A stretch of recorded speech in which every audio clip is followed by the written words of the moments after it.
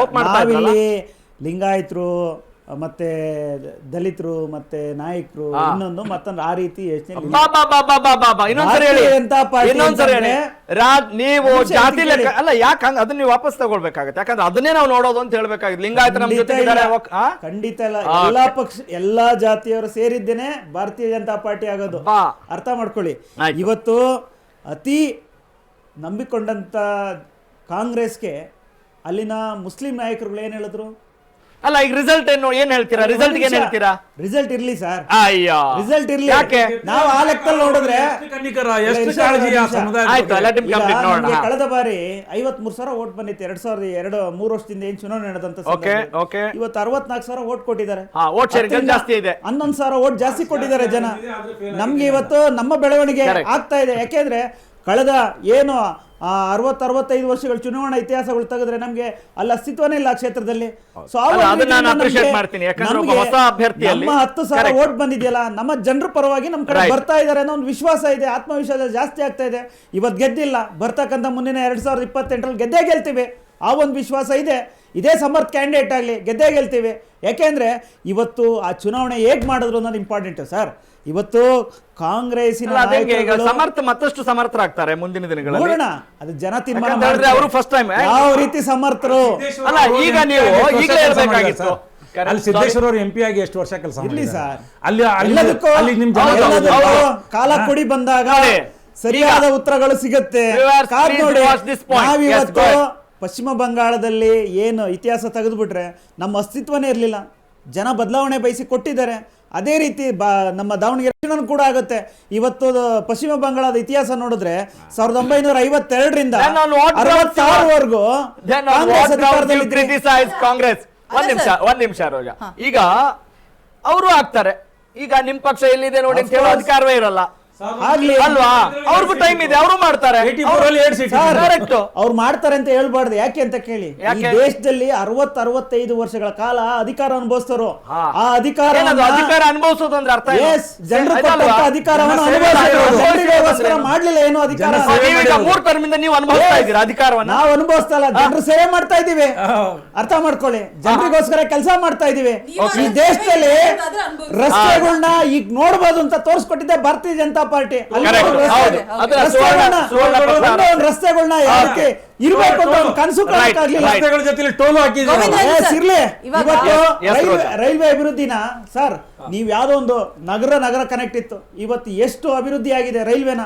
ದ್ವಿಪಥ electrification ಮಾಡಿರ್ತಕ್ಕಂಥದ್ದು, railway ಹಳಿಗಳನ್ನ ಗ್ರಾಮ ಪಂಚಾಯತ್ ಒಂದ್ ನಿಮಿಷ ಗೋವಿಂದರಾಜ್, ನೀವು ಒಂದನ್ನ ಅಬ್ಸರ್ವ್ ಮಾಡಬೇಕು. ಅಫ್ಕೋರ್ಸ್ ಮೋದಿ ಒಬ್ಬ ಪ್ರಭಾವಿ ವ್ಯಕ್ತಿ ಅನ್ನೋದಕ್ಕೆ 2 ಮಾತಿಲ್ಲ. ಹಾಗಾಗಿ 3 ಟರ್ಮ್ಗಳಲ್ಲಿ ಅವರ ವರ್ಚಸ್ಸನ್ನು ಕಾಪಾಡ್ಕೊಂಡು ಬಂದಿದ್ದಾರೆ. ಮುಂದಿನ ದಿನಗಳಲ್ಲಿ ಏನಾಗುತ್ತೋ, ಸದ್ಯದ ಸ್ಥಿತಿ ಏನಿದೆ ಅದು ಸೆಕೆಂಡ್ರಿ. ಆದರೆ ಒಂದನ್ನು ಅಬ್ಸರ್ವ್ ಮಾಡ್ಬೇಕು, ನೀವು ಗ್ರಾಮ ಪಂಚಾಯತಿ ಚುನಾವಣೆಯಿಂದ ಹಿಡಿದು ತಾಲೂಕ್ ಪಂಚಾಯತ್, ಜಿಲ್ಲಾ ಪಂಚಾಯತ್, MLA ಎಲೆಕ್ಷನ್, MP ಎಲ್ಲದರಲ್ಲೂ ನೀವು ಮೋದಿ ಅಂತಾನೆ ಹೇಳ್ಕೊಂಡು ಹೋಗ್ತಿರಲ್ಲ. ಇದು ನಿಮ್ಮ ಪಕ್ಷದ ಟ್ರಂಪ್ ಕಾರ್ಡ್, ಒಪ್ಕೊಳ್ತೀನಿ. ಆದ್ರೆ ಎಲ್ಲೋ ಒಂದ್ ಕಡೆ ನಿಮ್ ವೀಕ್ನೆಸ್ ಅಂತ ಅನಿಸ್ತಾ ಇಲ್ವಾ ನಿಮಗೆ? ದೌರ್ಬಲ್ಯತೆ ಅಂತ ಅನಿಸ್ತಾ ಇಲ್ವಾ? ಅದಕ್ಕಿಂತ ಮುಂಚಿತವಾಗಿ ಖಂಡಿತವಾಗ್ಲೂ ಮಾತಾಡೋಣ. ಎಸ್, ಈಗ ದಾವಣಗೆರೆಯಲ್ಲಿ ಕೈ ತನ್ನ ಶಕ್ತಿಯನ್ನ ಪಡೆದುಕೊಂಡಿದೆ, ನಿರಾಯಾಸವಾಗೋ ಆಯಾಸವಾಗೋ ಪಡೆದುಕೊಂಡಿದೆ. ರಿಜ್ವಾನ್ ಅರ್ಷದ್ ಇದಕ್ಕೆ ಪ್ರತಿಕ್ರಿಯಿಸಿದ್ದಾರೆ. ಎಸ್ ರೋಜಾ, ಒಂದಷ್ಟು ಗೊಂದಲ ಇದ್ದಿದ್ದು ನಿಜ. ಹರ್ಷದ್ ಅವರು ರಿಯಾಕ್ಟ್ ಮಾಡಿರುವಂತದ್ದು. ಆದ್ರೆ ಎಲ್ಲಾ ಗೊಂದಲವನ್ನು ಕೂಡ ಮೀರಿ ಇಂದು ಗೆದ್ದಿದ್ದೀವಿ. ನಮ್ಮ ಗೊಂದಲವನ್ನ ಬಿಜೆಪಿ ಉಪಯೋಗಿಸ್ಕೊಳ್ಳೋದಕ್ಕೆ ಮುಂದಾಯ್ತು ಅಂತ ಹೇಳ್ತಾ ಇದ್ದಾರೆ. ಆದ್ರೆ ಅದು ಆಗ್ಲಿಲ್ಲ ಅಂತ ಹೇಳ್ಬಿಟ್ಟು ಶಾಸಕ ರಿಜ್ವಾನ್ ಹರ್ಷದ್ ರಿಯಾಕ್ಟ್ ಮಾಡಿದ್ದಾರೆ ಆಫ್ಟರ್ ದ ರಿಸಲ್ಟ್. ಮತ್ತೆ ಮತ ಡಿವೈಡ್ ಮಾಡೋದಕ್ಕೆ ಹೋಯ್ತು, ಆದ್ರೆ ಅದು ಕೂಡ ಆಗ್ಲಿಲ್ಲ. ಅಶ್ವವೇಗ ನ್ಯೂಸ್ಗೆ ಶಾಸಕ ರಿಜ್ವಾನ್ ಹರ್ಷದ್ ಎಕ್ಸ್ಕ್ಲೂಸಿವ್ ಆದಂತಹ ಹೇಳಿಕೆಯನ್ನ ಕೊಟ್ಟಿದ್ದಾರೆ. ಒಂದಷ್ಟು ರಿಸಲ್ಟ್ ಬಗ್ಗೆ ಅವ್ರಿಗಿರುವಂತಹ ಒಪಿನಿಯನ್ಸ್, ದಾವಣಗೆರೆಯಲ್ಲಿ ಕೈ ಗೆಲುವು, ರಿಜ್ವಾನ್ ಹರ್ಷದ್ ಪ್ರತಿಕ್ರಿಯೆ ಕೊಟ್ಟಿರುವಂತದ್ದು. ಗೊಂದಲ ಇದ್ದಿದ್ದು ನಿಜ ಅಂತ ಹೇಳ್ತಾ ಇದ್ದಾರೆ. ದಾವಣಗೆರೆ ದಕ್ಷಿಣ ಕ್ಷೇತ್ರದಲ್ಲಿ ಕಾಂಗ್ರೆಸ್ ಇದೀಗ ಗೆಲುವನ್ನ ಬೀರಿರುವಂತಹದ್ದು. ಈ ಬಗ್ಗೆ ಮಾತನಾಡೋದಕ್ಕೆ ನಮ್ಮ ಜೊತೆಗೆ ಶಾಸಕರಾದಂತಹ ರಿಜ್ವಾನ್ ಹರ್ಷದ್ ಅವರಿದ್ದಾರೆ, ಮಾತನಾಡಿಸ್ತೇನೆ. ಸರ್, ಒಂದಿಷ್ಟು ಗೊಂದಲ ಇತ್ತು, ಡೇ 1 ಇಂದನೂ ಗೊಂದಲ ಮುಂದುವರೆದಿತ್ತು, ಆದ್ರೂ ಕೂಡ ಗೆದ್ದೇ ಗೆಲ್ತೀವಿ ಅನ್ನುವಂತಹದ್ದಿತ್ತು. ಈ ಗೆಲುವನ್ನ ಯಾವ ರೀತಿಯಾಗಿ ನೋಡ್ತೀರಾ? ವಿಪರೀತ ಪರಿಸ್ಥಿತಿಯಲ್ಲಿ ನಾವು ಗೆದ್ದಿದ್ದೇವೆ.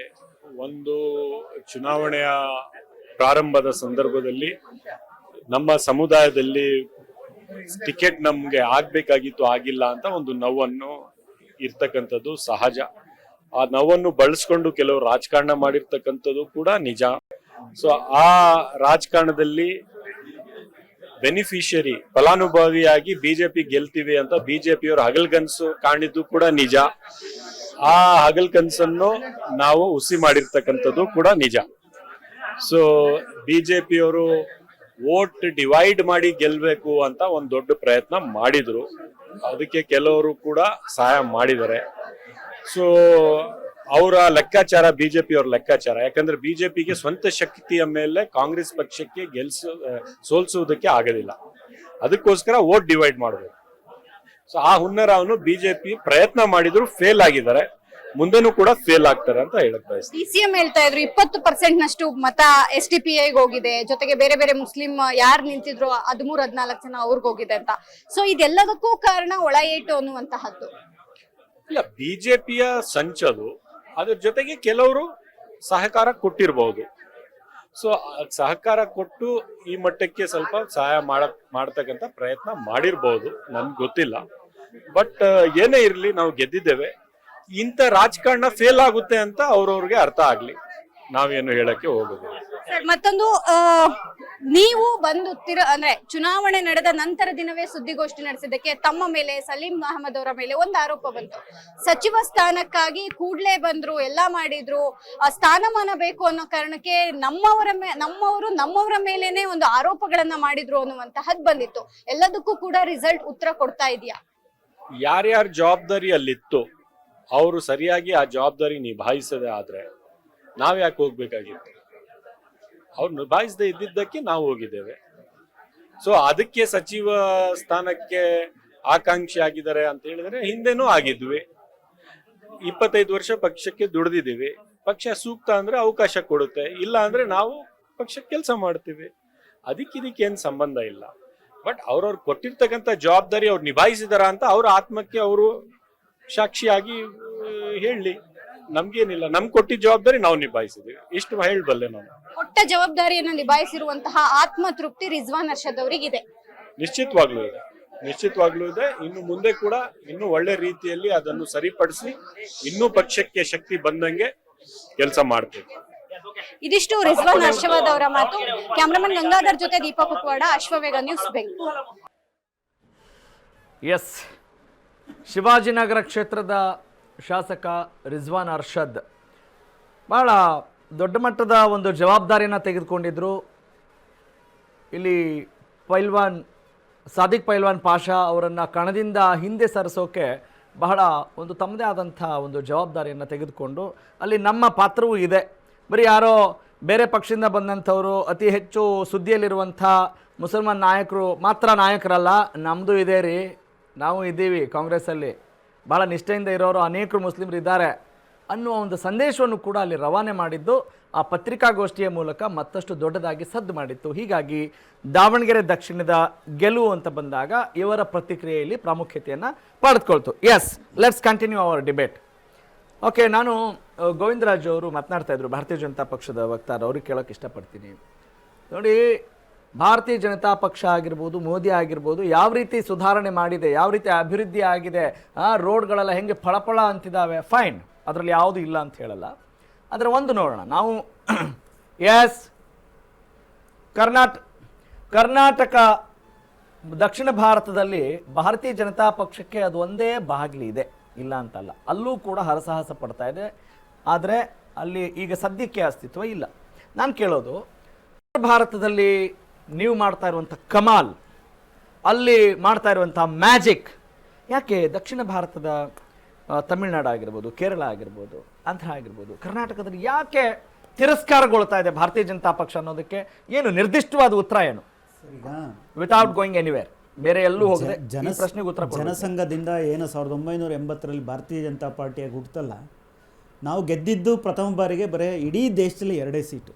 ಓಕೆ, ತದನಂತರ ನಾವು ಯಾವ ರೀತಿಯಾಗಿ ಪ್ರತಿ ಎಲೆಕ್ಷನಲ್ಲೂ ನಮ್ಮದು ಯಾವ ರೀತಿ ಇನ್ಕ್ರೀಸ್ ಆಗ್ತಾ ಬಂದಿದೆ, ನಮಗೆ 2014 ನಂತರ ಸತತವಾಗಿ ಜನ ಆಶೀರ್ವಾದ ಮಾಡ್ತಾಯಿದ್ದಾರೆ. ಈಗ ಆ ಒಂದು ಆಶೀರ್ವಾದ ಮಾಡಿದ್ದರಿಂದ ಇವತ್ತು 22 ರಾಜ್ಯದಲ್ಲಿ ಆಲ್ರೆಡಿ ಅಧಿಕಾರವನ್ನು ಹಿಡಿದಿದ್ದೀವಿ. ಅಲ್ಲ, ಮುಂದೆ ಬರ್ತಕ್ಕಂಥದ್ದು ಅಲ್ಲ, ನಾನು ಅದು ನಮ್ಗೆ ಬಂದ್ಬಿಡ್ತೀನಿ. ಗೊತ್ತಿರೋ ವಿಚಾರ. ಅಲ್ಲ ಬರ್ತೀನಿ, ಆ ವಿಚಾರಕ್ಕೆ Yes, ಬರ್ತೀನಿ. yes. ಕೇಳಿ ಅಲ್ಲ, let's ಪ್ರಶ್ನೆಗೆ come to- ಬರ್ತೀನಿ ನಾನು. ಯಾಕೆ ಸುಮ್ಮನೆ ಮತ್ತೊಂದು ಸಮಯ ಅದಕ್ಕೆ ವಿನಿಯೋಗಿಸೋದು ಬೇಡ. ಅಲ್ಲ ಇಲ್ಲ, Why not ಹಾಗೆ in South ನಾವು India? ಹೆಂಗೆ ಈಗ ತಮಿಳುನಾಡಲ್ಲಿ ನಮ್ಮ ವೋಟ್ ಶೇರಿಂಗ್ ಈಗ ಆಲ್ರೆಡಿ ಹಿಡಿಯುವಂಥದ್ದು ಆಗಿದೆ. ನಾವು ಕಳೆದ 2 ಚುನಾವಣೆ ಹಿಂದ್ಗಡೆ ನೋಡೋದು ನಮ್ಗೆ ಅಸ್ತಿತ್ವನೇ ಇಲ್ಲ, ಓಟೇ ಇಲ್ಲ, ಲಕ್ಷಗಟ್ಟಲೆ ಓಟ್ ಇರಲಿಲ್ಲ ನಮಗೆ. ಆದ್ರೆ ಈ ಬಾರಿ ಆದ್ರೆ ನೀವು ತಮಿಳುನಾಡು ಆಗಿರ್ಬೋದು, ಕೇರಳ ಆಗಿರ್ಬೋದು, Yes, ಬರ್ತಾ ಅಲ್ಲಿ ಇದೀವಿ. ಪ್ರಾದೇಶಿಕ ಪಕ್ಷಗಳಿಗೆ ಸಿಗ್ತಾ ಇರುವಂತ ಮಾನ್ಯತೆ ರಾಷ್ಟ್ರೀಯ ಪಕ್ಷಕ್ಕೆ ಯಾಕೆ ಸಿಗ್ತಾ ಇಲ್ಲ? ಸರ್ ಸಾಕಷ್ಟು ವರ್ಷಗಳಿಂದ ಅಲ್ಲಿ ಆಡಳಿತ ಇದನ್ನ ನಾನು ನಿಮ್ಗೆ blaming model ಕೇಳ್ತಾ ಇಲ್ಲ. ವ್ಯಕ್ತಿ ನಿರ್ಮಾಗ್ತಾ ಇದೆ, ವ್ಯಕ್ತಿಗಳನ್ನ ಹುಟ್ಟಾಕ್ತಾ ಇದ್ದೇವೆ. ಇಲ್ಲ ಅಲ್ಲ, ಭಾರತೀಯ ಜನತಾ ಏನ್ ಆಗ್ತಾ ಪಾರ್ಟಿ ಇಲ್ಲ ಅನ್ನೋದನ್ನ ಹೇಳ್ತಾ ಇಲ್ಲ, ನಾನೇನ್ ಹೇಳ್ತಾ ಇದ್ದೀನಿ, ಈಗ ನಿಮ್ಮ ವಿರೋಧಿಯಾಗಿ ನಾವು ಯಾರು ಮಾತಾಡ್ತಾ ಇಲ್ಲ. ಅಂದ್ರೆ ಅಲ್ಲಿ ಆಗ್ತಾ ಇರುವಂತವ್ರು ಇಲ್ಲಿ ಏನ್ ಮನಸ್ಥಿತಿ, ಜನರ ಅಡಿಮಿಡ್ತಾ ಏನು, what is the main factor, what is missing? ನಾವು ಅಲ್ಲ, ಹೌದು ನಮ್ಮ ದೇಶದ ರಾಜ್ಯಗಳೇ ಅಲ್ವಾ? ಖಂಡಿತ ಸರ್. ನೀವು ಇಷ್ಟೊಂದು ರಾಜ್ಯಗಳಲ್ಲಿ ನಿಮ್ಮದೇ ನಾವು ಆದಂತ ಇವತ್ತು ಕಮಾಲ್ ಮಾಡುವಾಗ ಒಂದ್ ನಿಮಿಷ, ಅಲ್ಲಿ ನಾವು ಯಾಕೆ ಕಮಾಲ್ ಯಾವುದೇ ಒಂದು ಆಗಲ್ಲ? ರಾಜ್ಯ ಹಿಡಿಬೇಕು ಅಂದಾಗ ಏಕೈಕಿ ಒಂದೇ ಎಲೆಕ್ಷನ್ ಹಿಡಿಯಕ್ ಆಗೋದಿಲ್ಲ. ಅರೆ ಅರ್ಥ ಮಾಡ್ಕೊಳ್ಳಿ, ರಾಜಕೀಯದ ಒಂದು ವಿಚಾರಗಳು ಇತಿಹಾಸವನ್ನು ತೆಗೆದ್ರೆ ನಾವು ನೇರವಾಗಿ ಚುನಾವಣೆ ಆಗುವಂಥ ಸಂದರ್ಭದಲ್ಲಿ ಒಂದೇ ಇದರಲ್ಲಿ ನಾವು ಹಿಡಿಯಕ್ ಆಗೋದಿಲ್ಲ. ಈಗ ಹೆಂಗೆ ಹಂತವಾಗಿ ನಾವು ಬೇರೆ ರಾಜ್ಯಗಳಲ್ಲಿ ನಾವು ಅಧಿಕಾರ ಹಿಡಿತಾ ಇಲ್ಲ ಇದ್ದೀವಿ, ಅಂತ ಹೇಳ್ತಾ ಇಲ್ಲ ಅದೇ ರೀತಿ ಗೋವಿಂದರಾಜ್ ಹಿಡಿಯುವಂಥ ಅವರೇ. ಕೆಲಸ ಆಗೇ ಆಗುತ್ತೆ. No, you are not Sir. getting my point. Of course ಆಗುತ್ತೆ, ಆಗ್ಲಿ, ಅದು ಜನಾಭಿಪ್ರಾಯ, ಏನೋ ಅದು ಸದಾಭಿಪ್ರಾಯ ಆಗಿದ್ರೆ, ಜನರಿಗೆ ಅಭಿವೃದ್ಧಿ ಕೊಡುವಂತ ವಿಚಾರ ಆದ್ರೆ ಖಂಡಿತವಾಗ್ಲೂ ಆಗ್ಲಿ, ನಾವು ಅದನ್ನ ಹಾರೈಸ್ತೀವಿ, ಅದಲ್ಲ ಮ್ಯಾಟ್ರು. ಆದ್ರೆ ಏನ್ ಸವಾಲಾಗ್ತಾ ಇದೆ, ದಿಸ್ ಇಸ್ ದ ಫ್ಯಾಕ್ಟರ್ ಅಂತ. ನೋಡಿ ಸರ್, ಕೇರಳ ಅಂತ ಬಂದಾಗ ಲೆಫ್ಟಿಸ್ಟ್ ಏನು ಅಧಿಕಾರಗಳು ನಡೆಸ್ಕೊಂಡ್ ಬಂದ್ರಲ್ಲ, ಅವರಿಗೆ ಅಭಿವೃದ್ಧಿಗಿಂತ ರಾಜಕಾರಣನೇ ಮುಖ್ಯವಾಗಿ ಬಂದಿರತಕ್ಕಂಥದ್ದು ಅವತ್ತಿನಿಂದಲೂ. ಸೊ ಆ ಒಂದು ಇದರಲ್ಲಿ ಜನ ಅವ್ರನ್ನ ನಂಬ್ಕೊಂಡು ಬರ್ತಾ ಇದ್ರು. ಈಗ ಬದಲಾವಣೆ ಬಯಸ್ತಾ ಇದ್ದಾರೆ. ಅದೇ ರೀತಿ ಬದಲಾವಣೆ ಬಯಸಿದ್ಕೇನೆ ಈ ಬಾರಿ ನಮ್ಗೆ ಕೇರಳದಲ್ಲಿ 4 ಸೀಟ್ ಹತ್ತತ್ರ ಬಂದಿದೆ ಅಂತ ನನಗೆ ಮಾಹಿತಿ ಬರ್ತಾ ಇದೆ. ಈಗ ಈ 4 ಇರೋದು ಮುಂದಿನ ಚುನಾವಣೆಯಲ್ಲಿ 40 ಆಗುತ್ತೆ, ಅದರ ನಂತರ ಚುನಾವಣೆಯಲ್ಲಿ 80 ಆಗುತ್ತೆ. ಹಾಗೆ ಆಗುತ್ತೆ. ಏನ್ ಅದಕ್ಕೆ ಹಕ್ಕಿದೆ, ನೀವು ಖಂಡಿತವಾಗ್ಲೂ. ಎಷ್ಟು ಬೇಕಷ್ಟು ಹೇಳ್ಬೋದು, ಅದ್ರಲ್ಲಿ ಏನು ಸಮಸ್ಯೆ ಇಲ್ಲ. Yes, I will continue the debate. ಈಗ ಮತ್ತಷ್ಟು ಅಪ್ಡೇಟ್ ಇದೆ. Roja, can we go ahead? ಗೆಲುವಿನ ಮುಂದೆ ಯಾವ ಗೊಂದಲಗಳಿಲ್ವಂತೆ.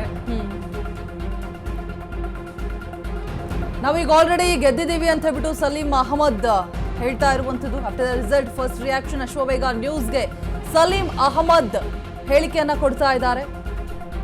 ಎಲ್ಲೆಲ್ಲಿ ಮತದಾನ ಕಡಿಮೆ ಆಗಿದೆ ನೋಡ್ತೀವಿ, ಬೂತ್ ಮಟ್ಟದ ಮತದಾನದ ಮಾಹಿತಿಯನ್ನ ಪಡೆದುಕೊಳ್ತಾ ಇದ್ದೀವಿ. ದಾವಣಗೆರೆಯಲ್ಲಿ ಆದಂತಹ ಕ್ರಮ ತೆಗೆದುಕೊಂಡಿರೋದು ಹೈಕಮಾಂಡ್, ಅದರ ಬಗ್ಗೆ ನಾನು ಮಾತನಾಡೋದಿಲ್ಲ ಅಂತ ಹೇಳ್ಬಿಟ್ಟು ಸಲೀಂ ಅಹಮದ್ ಫಸ್ಟ್ ರಿಯಾಕ್ಟ್ ಮಾಡಿದ್ದಾರೆ. ಅಶ್ವವೇಗ ನ್ಯೂಸ್ ಜೊತೆಗೆ ಮಾತನಾಡಿದ್ದಾರೆ.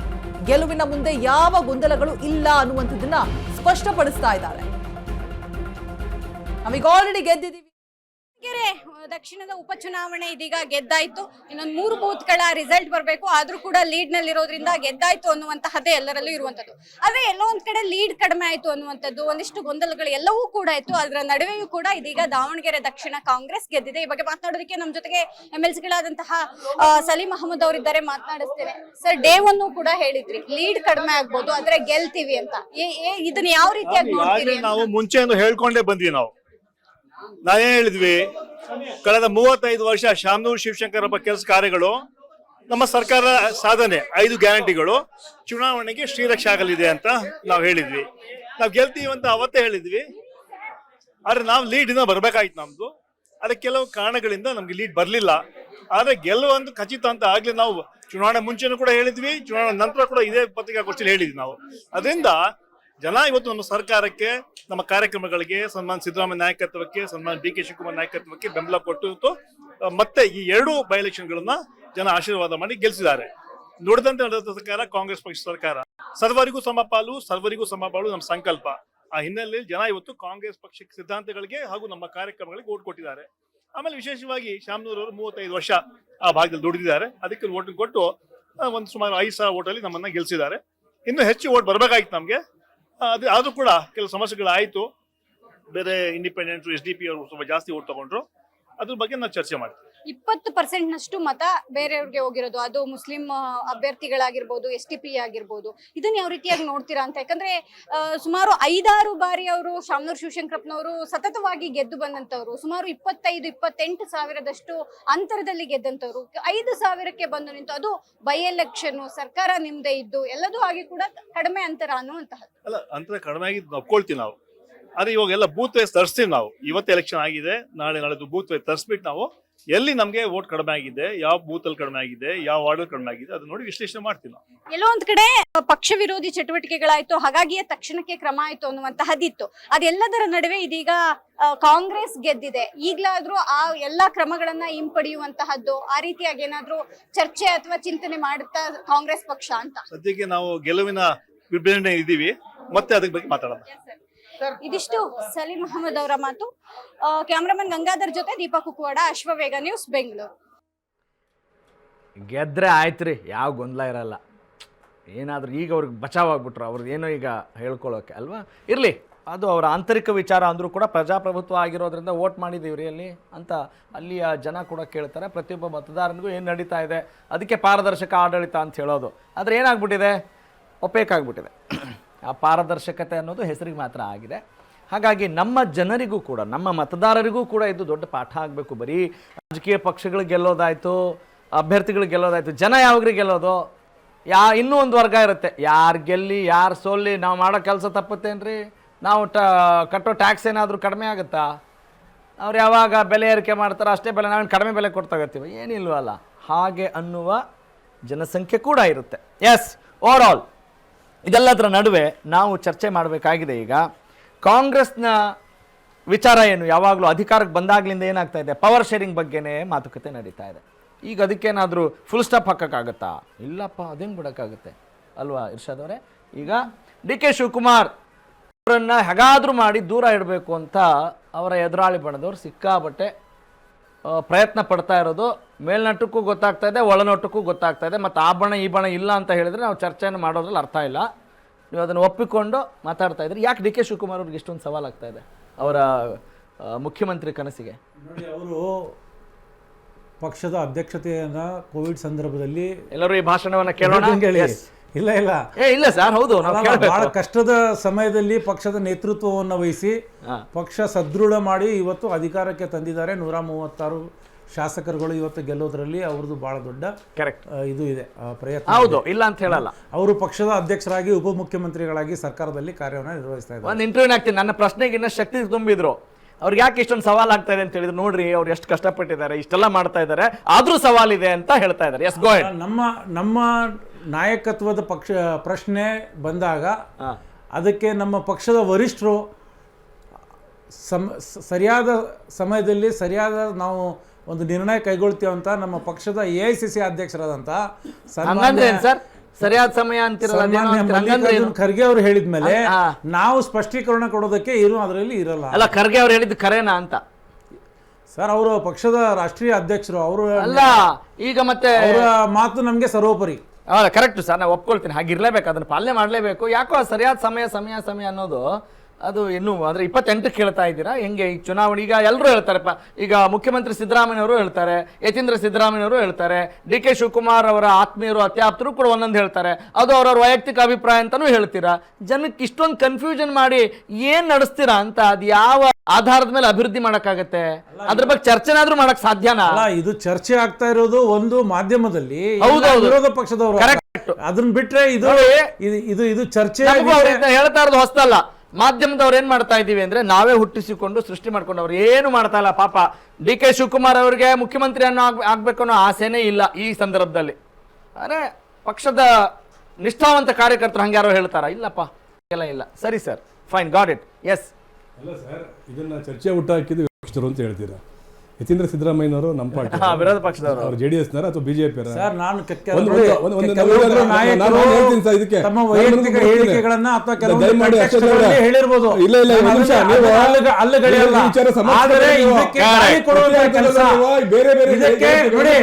ಇದಕ್ಕೆ ಹಗಲುಗನಸು ಕಾಡಿಕೊಂಡು ಈ ತರ ಮಾತುಗಳಿಗೆ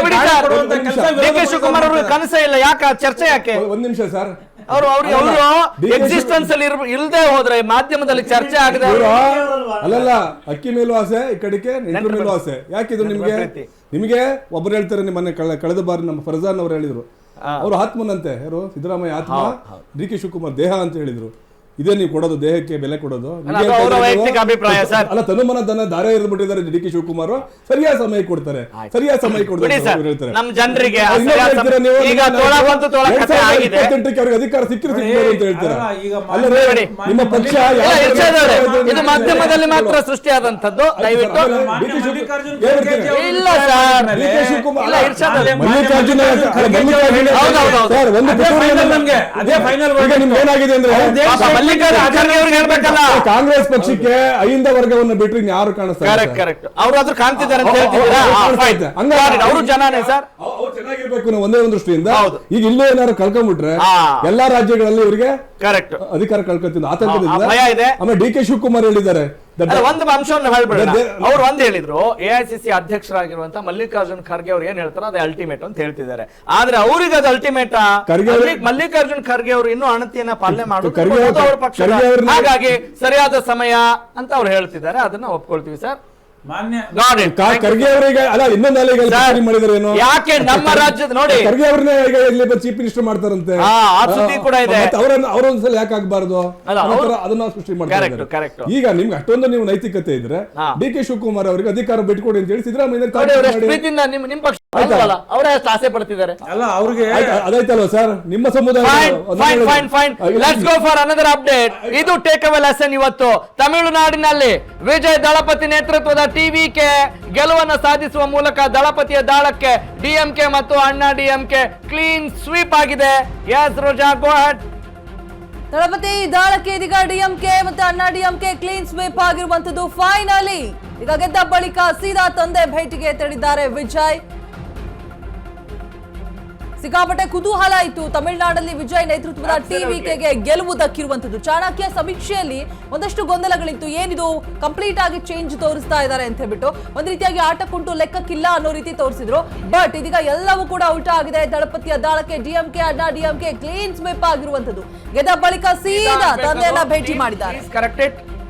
ಸೀದಾ ತಮಿಳುನಾಡಲ್ಲಿ ವಿಜಯ್ ನೇತೃತ್ವದ ಟಿವಿಕೆಗೆ ಗೆಲುವು ದಕ್ಕಿರುವಂತದ್ದು. ಸೊ ಇದು ಒಂದ್ ರೀತಿಯಾಗಿ ಹಿಸ್ಟ್ರಿ ಅಂತಾನೆ ಹೇಳ್ಬೋದು. ಬಿಕಾಸ್ ಒಬ್ರು ಸೆಲೆಬ್ರಿಟಿ ಒಂದೇ ವರ್ಷದಲ್ಲಿ ಒಂದು ಪಕ್ಷವನ್ನ ಕಟ್ಟಿ ಗೆದ್ದಿದ್ದಾರೆ ಅಂತ ಹೇಳಿದ್ರೆ ಸಾಕಷ್ಟು ಹರಸಾಹಸವನ್ನ ಪಟ್ಟಿದಂತಹ ಡಿಸಿಎಂ ಆಗೋದಿಕ್ಕೆ ಪವನ್ ಕಲ್ಯಾಣ್ ಅವರು 15 ವರ್ಷ ಶ್ರಮಿಸಿರ್ತಾರೆ. ನಿಜ. ಅಂದ್ರೆ ಆಂಧ್ರ ಮತ್ತು ತಮಿಳುನಾಡಿನಲ್ಲಿ ರಾಜಕಾರಣ ಯಾಕೆ ಬೇರೆ ಮಗ್ಗಲನ್ನ ಪಡೆಯುತ್ತೆ ಅನ್ನೋದು ನೋಡೋಣ. ವಿಕ್ಟರಿ ವಿಜಯ್ಗೆ ವಿಶ್ ಮಾಡಿದ್ದಾರೆ ಪ್ರಧಾನಿ ನರೇಂದ್ರ ಮೋದಿ. ತಮಿಳುನಾಡಿನಲ್ಲಿ ಡಿಎಂಕೆಯನ್ನ ಮಣಿಸಿದ್ದಕ್ಕೆ ಶುಭಾಶಯವನ್ನ ಕೋರಿದ್ದಾರೆ ಪ್ರಧಾನಿ ನರೇಂದ್ರ ಮೋದಿ. ಟಿವಿಕೆ ಸಾಧನೆ ಹಾಗೂ ವಿಜಯ್ ಶ್ರಮವನ್ನ ಶ್ಲಾಘಿಸಿದ್ದಾರೆ ಪ್ರಧಾನಿ ನರೇಂದ್ರ ಮೋದಿ. ಎಸ್, ನಿಜ. ಇದನ್ನ ಯಾರೇ ಆದ್ರೂ ಕೂಡ ಸ್ವಾಗತಿಸಲೇಬೇಕಾದಂತಹ ಒಂದು ಐತಿಹಾಸಿಕ ದಿನವಾಗಿ ಮಾರ್ಪಟ್ಟಿದೆ. ಕಾರಣ ಎಂಜಿಆರ್ ಅವರ ನಂತರ ತಮಿಳುನಾಡಿನಲ್ಲಿ ಮತ್ತೆ ಇಂತಹ ಒಂದು ದೊಡ್ಡ ಸಾಧನೆಯನ್ನ ಮಾಡಿದ್ದಾರೆ, ಮ್ಯಾಜಿಕ್ ಮಾಡಿದ್ದಾರೆ. ಸೆನ್ಸೇಷನಲ್ ನ್ಯೂಸ್ ಅಂತ ಹೇಳಿದ್ರೆ, ಸಂಚಲನವನ್ನ ಸೃಷ್ಟಿ ಮಾಡಿದ್ದಾರೆ ಅಂತ ಹೇಳಿದ್ರೆ ಅದು ನಟ ದಳಪತಿ ವಿಜಯ್. ಯಾಕಂತ ಹೇಳಿದ್ರೆ ಅತಿ ಹೆಚ್ಚು ಫ್ಯಾನ್ ಬೇಸ್ ಹೊಂದಿರುವಂತ ರಜನಿಕಾಂತ್ ಆಗಿರಬಹುದು, ಕಮಲ್ ಹಾಸನ್ ಅದ್ಭುತ ನಟ ಇರಬಹುದು, ಅವ್ರು ಯಾರು ಕಮ್ಮಿ ಇಲ್ಲ. ಆದ್ರೆ ರಾಜಕಾರಣಕ್ಕೆ ತನ್ನದೇ ಆದಂತಹ ಗ್ರಾಮರ್, ಆ ವ್ಯಾಕರಣವನ್ನ ಚೆನ್ನಾಗಿ ಅರ್ಥ ಮಾಡಿಕೊಂಡು ಮುಂದೆ ಹೋಗುವ ನಿಟ್ಟಿನಲ್ಲಿ ಜನನಾಯಕ ಅನ್ನುವ ಹಣೆಪಟ್ಟಿ ಇದ್ದಂತ ಸಿನಿಮಾದಲ್ಲಿ ಮಾತ್ರ ಅಲ್ಲ, ಅದನ್ನ ಮತಗಳನ್ನಾಗಿ ಯಾವ ರೀತಿ ಪರಿವರ್ತಿಸಿಕೊಳ್ಬೇಕು ಅನ್ನುವ ನಿಟ್ಟಿನಲ್ಲಿ ಇವತ್ತು ನಮ್ಮೆಲ್ಲರಿಗೂ ತೋರಿಸ್ಕೊಟ್ಟಿದ್ದಾರೆ. ಅದು Thalapathy Vijay. Personal attack, professional attack ಎಲ್ಲವೂ ಕೂಡ ರಾಜಕಾರಣದಲ್ಲಿ ಇದ್ರೂ ಕೂಡ ಅದನ್ನು ಸಮರ್ಥವಾಗಿ ನಿಭಾಯಿಸಿ ಯುವ ಸಮೂಹವನ್ನ, ಪ್ರಮುಖವಾಗಿ ಅತಿ ಹೆಚ್ಚು ಯುವ ಮತದಾರರು ಈ ಬಾರಿ ಅವರಿಗೆ ಬೆಂಬಲವನ್ನ ಸೂಚಿಸಿರುವ